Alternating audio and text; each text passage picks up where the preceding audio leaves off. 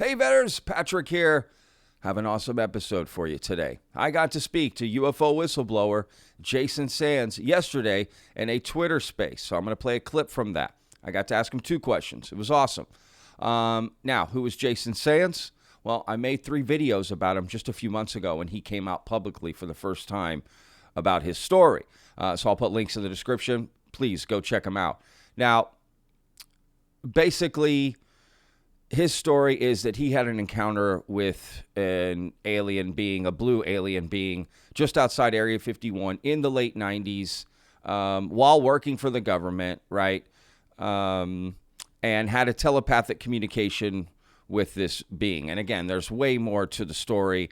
So go check out those 3 videos I made, especially the first one where you can hear his full entire story.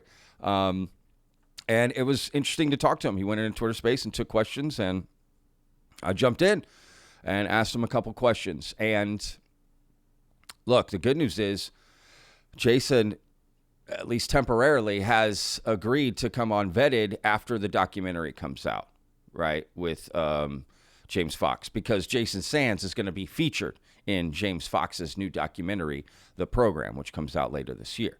So he's not just any whistleblower coming out, right? So let's dive in.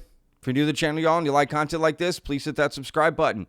We're trying to hit 25,000 subscribers, y'all, and we are so close. So thank y'all so much. And of course, please hit that like button, vetters. That really helps out the videos, so thank y'all so much for the support there. And of course, comment down below. What do you think of Jason Sands' comments, right? And what he's doing. Let's go. All right. Now you're probably, Patrick, what questions did you ask him? You'll see. Nothing crazy. Okay, I read the room. I wasn't trying to cause any problems. But I did have a couple of questions that I thought were pretty good. So, again, go check out the 3 videos of Jason Sands. Link in the description if you don't know who he is already. Let's just dive in. I've got it queued up. Hey guys, Vetted here. Thank you, Logan, for hosting this. First of all, man, doing a great job. This is really cool. I don't go to a lot of spaces, so pardon me if I break the rules here. Jason, pleasure to meet you, man. I've never met you. I'm the guy that made the video claiming that you had killed the blue alien. So just so you're aware of who I am. I did make consequent videos explaining that later, so just Yeah. FYI. But yes, pleasure to meet you, man. Really, my only question is, and let me just say that I love this space. First of all, I've been listening for a minute here, and it honestly, at the end of the day, it is really great to have these open spaces, talk, that you're willing to answer questions. It's a big deal. You're here, talk it like I do. What you said about like who's in control of disclosure, like I'm doing my thing, like that really resonated with me. I'm not gonna lie. I really appreciate you saying that, first of all, because I think a lot of people want that. They want answers, they want things, they want to know information. So you're willing to speak. So thank you for that. But my question really is just, is there any evidence of your encounter that you have that you're going to make public later? It's just, it's not available, or there is no evidence, or how does that work? Well, I know when I got interviewed by the UAP task force folks about it, I've always told them that, that area where that craft landed would probably be a great place to take some electromagnetic sensing equipment to see if there's any trace evidence in that area, because I could even point to it today. That would be one thing. Other than that, I would say I'm with Colt Hart that it would be great if somebody that was in the convoy that day that does have some remembrance of what happened that day, that they would come forward and at least vouch for the fact that the convoy was there and that we all went and saw the video that Monday and that we all went to the schoolhouse and that I did go outside to have my lunch, even though it was bitter cold. Just simple things like that would be great for evidence.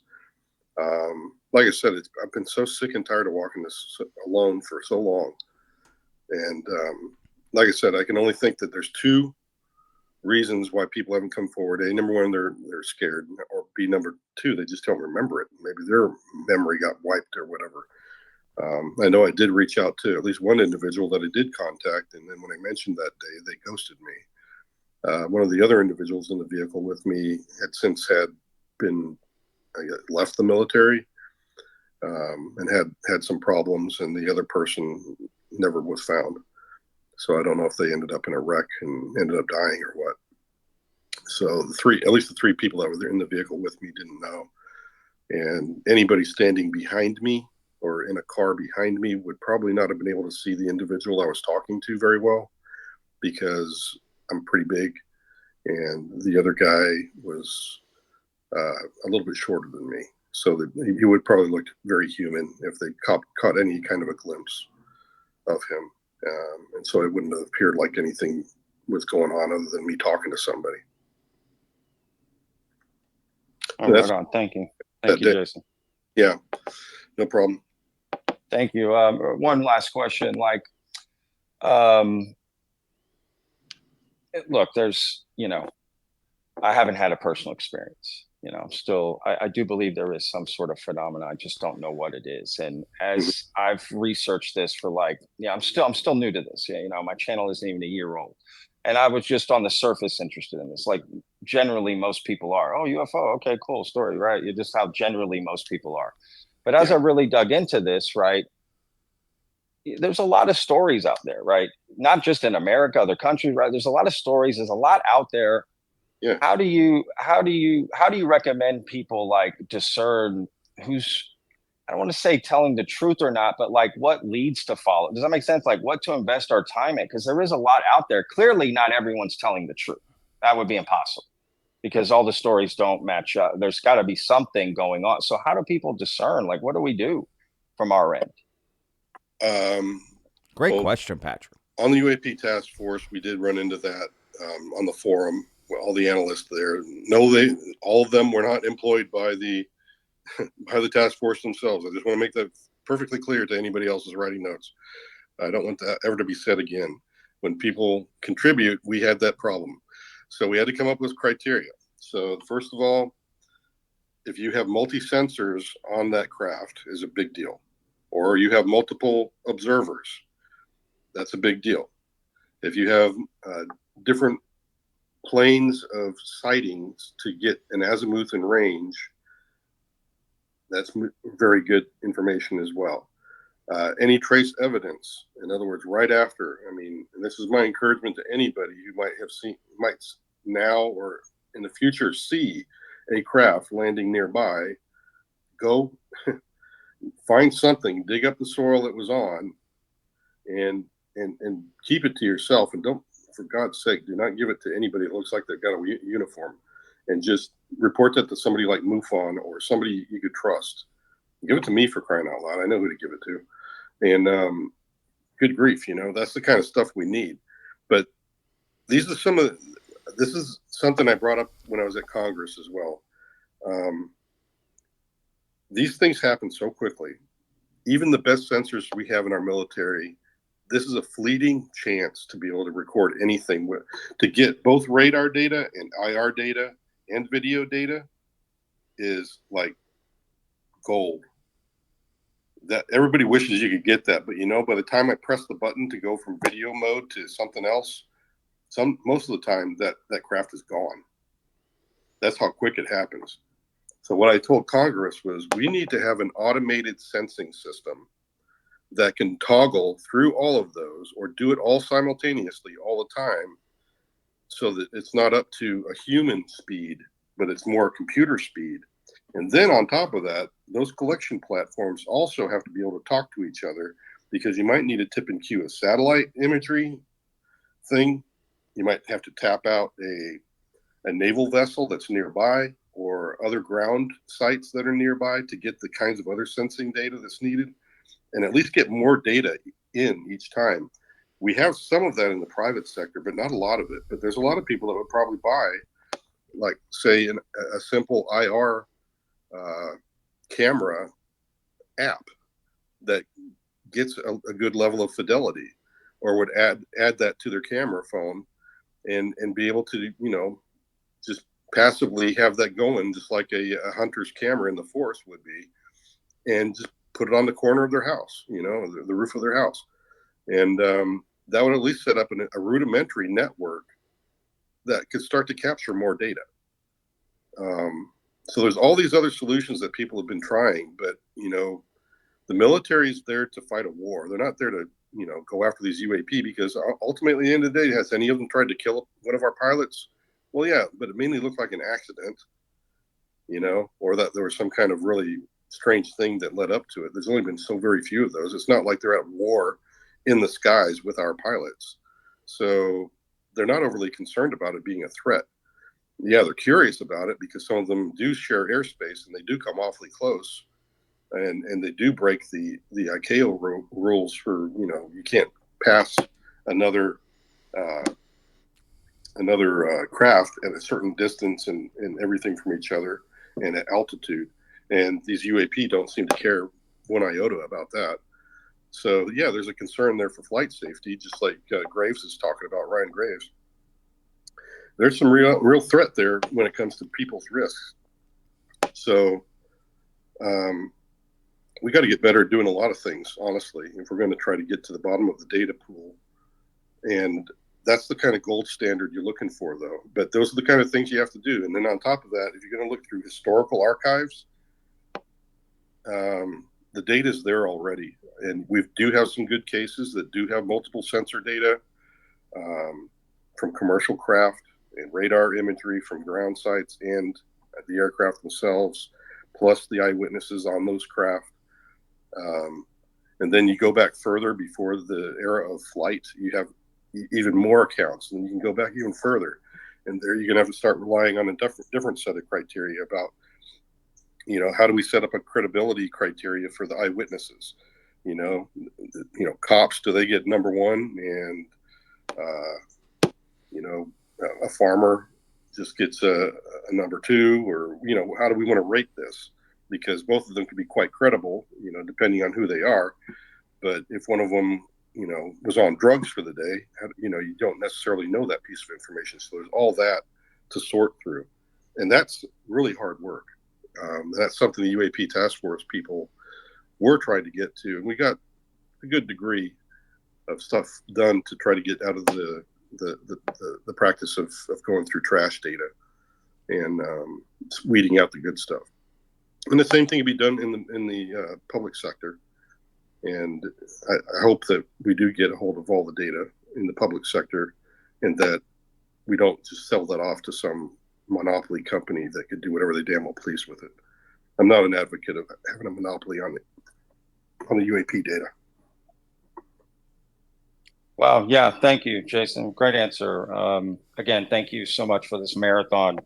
You're dealing with a lot of questions, a lot to go through. So just shout out to you. Thank you for doing that. And yeah, that's it for me. Thank you, Logan, for doing this. Great job, man. Look, for everybody, Logan isn't saying it, but please like the post, share the post, comment. Like, that definitely helps. Follow Logan. He's got more spaces coming up. So these spaces are great, to be honest. I made sure to listen and read the room and come in and just try to add to the conversation. So thank you all so much. And thank you to Jason. Yeah, no problem. Thank you as well for your questions. And yeah, anytime you want to talk, I think I've already hooked up with Diener. Yeah. Look, I know you said you weren't going to do any interviews, right now, but definitely open invitation. He's talking about Steven Diener. I was actually confused in that moment when he was talking, like Dean. I was like, what? Who are you talking? And I didn't want to, interrupt the flow of everything. So I just kept it going. But yes, what ended up happening is, Jason did a second Twitter space last night. So we did this like marathon Twitter space with Logan during the day, and then at night did another one. So he's getting out there and talking, man. Get out there and go ask him a question. He answers every question, no matter what it is. He will give you the time, and I do definitely respect that. I'm not going to lie. I respect anyone willing to have the conversation. You can then start to critique what they say and whatever, but just baseline respect for stepping up to the plate, man. Walking on stage, grabbing the mic, you got my respect right there already.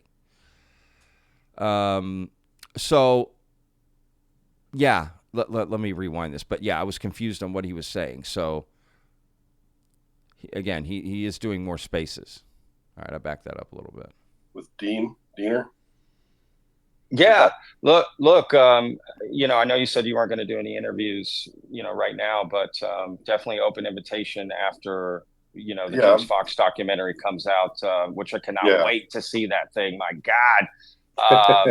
I started Vetted because of Moment of Contact, because I interviewed James for Moment of Contact, and that transformed me. That made me like. You're gonna love what he did. I cannot wait to see it. You're gonna love the phenomenon. He's already showed me like his rough cut, and it looks. Oh, you saw the rough cut? You saw the rough cut of the program? Yeah, it is freaking awesome. Awesome. He's an artist amongst all the filmmakers in the industry. Holy crap! I agree. These are my favorite to look forward to. So, well, when that premieres and that comes out, would love to have you on Vetted, man. My audience would love to hear from you, and just have you tell your story. So, thank you, Jason, again for doing this. Yeah, and just for everybody and you too, Vince. Is that your name? No, Patrick. Sorry. Yeah, Patrick. No, yeah, Patrick. that's okay. I'm confusing Vetted with your name, Patrick. But anyway, yeah. But for you and everybody else, I don't mind having private conversations. It's just I can't do, huge interviews one-on-one just yet with anybody in the media, let alone would I want anybody to touch me in the media until the film is out. Sure. So that's the way it goes. But I will definitely, I don't mind talking one-on-one with people because I'd rather everybody be informed. Like for you on Vetted, me having more informed information, it's great. I think that's what's missing is that everybody's kind of poking around and they don't necessarily hear from people, like first-handers and stuff all the time. But now you have, and at least now you got more context. Oh, that's a fair point. Thank you again. Yep. No problem. Thank you. So, hey, props to Jason, man. Again, props to him for answering the questions, sticking up, willing to do more. Now, I'm not really interested in having a private conversation with him, so don't worry there. I'm going to keep it all public, and I'll just be patient and wait, right, till we get that one-on-one interview after it comes out, the documentary. But if I see him in more spaces, I might jump in and ask questions. So, yeah. So there you go. Jason Sands getting out there little by little. One last thing I do want to say in this, again, link in the description. Shout out to Skyfire News for recording this and putting it on YouTube. And shout out to Logan for hosting that Twitter space. Again, links in the description. Go check them out. Go follow them. Look, the truth is, Jason said something in that Twitter space.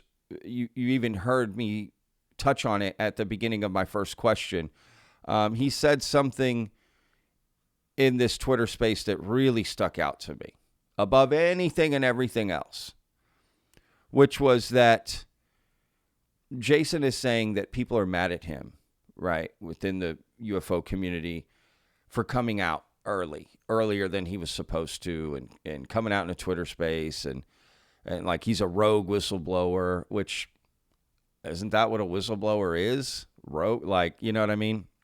So this idea that someone controls disclosure, right? I've talked about this on the channel, and Jason voiced that opinion, right? I was a little surprised. He was like, no one should be in charge of disclosure. If I want to come out and talk, I'm going to come out and talk. No one controls me, and I have a story to tell, and I want to tell it. And if I want to do that, then that's what I'm going to do. I'm going to do it the way I want to do it, and blah, blah, blah. I was like, hell yeah. We need more people like that, if I'm being honest, right? You can decide later about the story and whatever, but, right, these people with these connections and whatever, right? Imagine if Eric Davis was in Twitter Spaces. Imagine if Jeremy Corbell was in Twitter Spaces. Imagine if David Grush, Luis Elizondo, Chris Mellon. Go down the list of people. Forget not just whistleblowers, but people involved, right? And some people do some of these things, but imagine if they were just talking more open, right? Because Jason was just answering anything and everything, right, that he could. So, I don't know. I think to each their own. Now,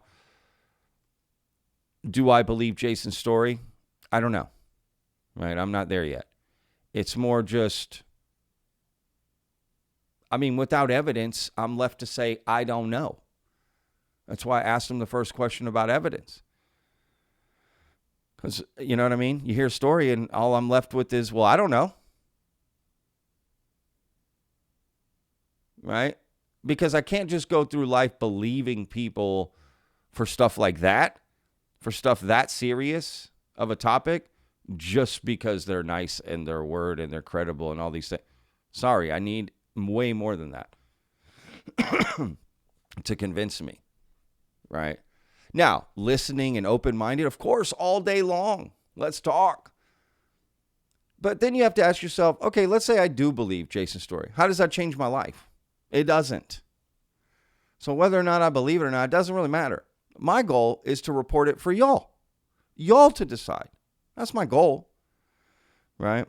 Is to bring y'all the information and y'all decide. I tried to ask a couple of questions that I thought would even, it's not just for me. Right, these are questions I thought everyone should hear the answers to about Jason, right? So, we'll just see where this goes, y'all. Anyway, thank y'all so much for watching. We'll see you guys on tomorrow's video. Again, links in the description. Every day's a gift, y'all. Peace!